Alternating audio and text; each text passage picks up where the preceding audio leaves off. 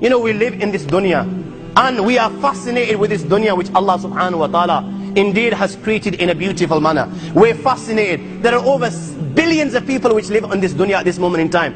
Over 6 billion people that live on the dunya at this moment in time. This dunya of Allah subhanahu wa ta'ala is so big, my young friends, that there is space in this dunya for billions and billions and billions or more people.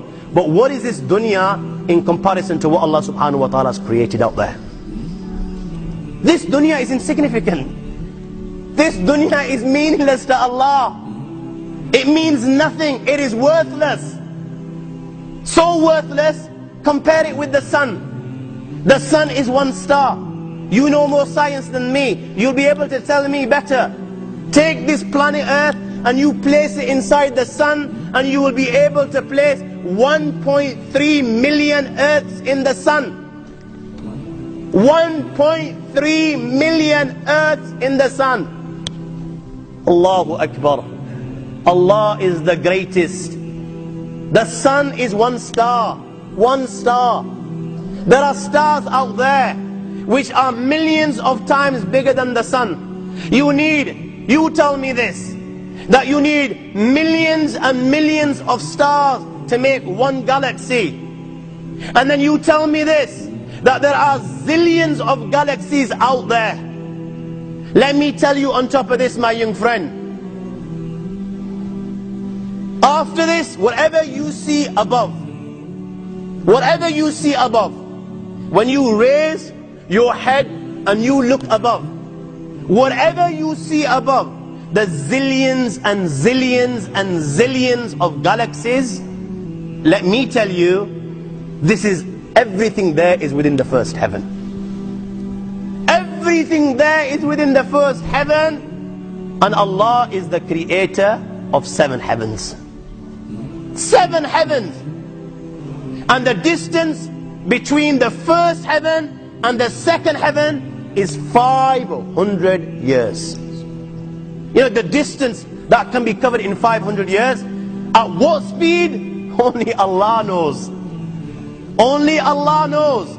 But it will take 500 years to get from the first heaven to the second heaven. 500 years from the second to the third, third to the fourth, fourth to the fifth, fifth to the sixth, sixth to the seventh. Every time it will take 500 years. After the 7 heavens, وَسِعَ كُرْسِيُّهُ السَّمَاوَاتِ وَالْأَرْضِ. You all read the Ayatul Kursi. You all know the Ayatul Kursi. After this you have the Kursi of Allah. You have the chair of Allah subhanahu wa ta'ala. You know these 7 heavens that we've just talked about, in comparison to the Kursi of Allah, they're non-existent. They're meaningless. Rasulullah sallallahu alaihi wasallam has given an example in a hadith, just to give us a little bit of understanding with regards to the 7 heavens in comparison to the Kursi of Allah. Take a ring from your finger, take it off, the small ring that you have, and place it, let's say, in a desert, the Sahara Desert. It's the biggest desert in the world.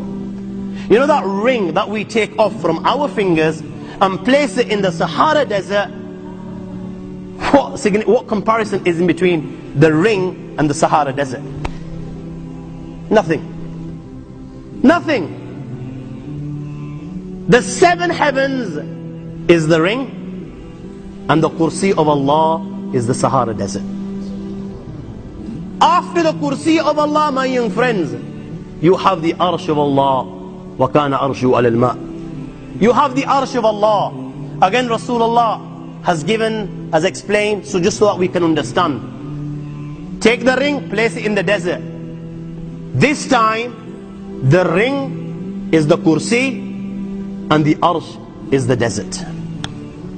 What is the Kursi in comparison to the Arsh of Allah? Nothing.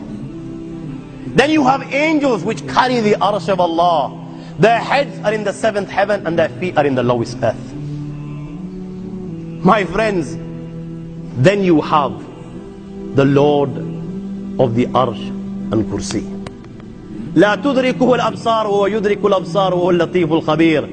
He is beyond the size of Allah, who Allah is, what Allah is. The greatness of Allah is beyond the comprehension of my little mind.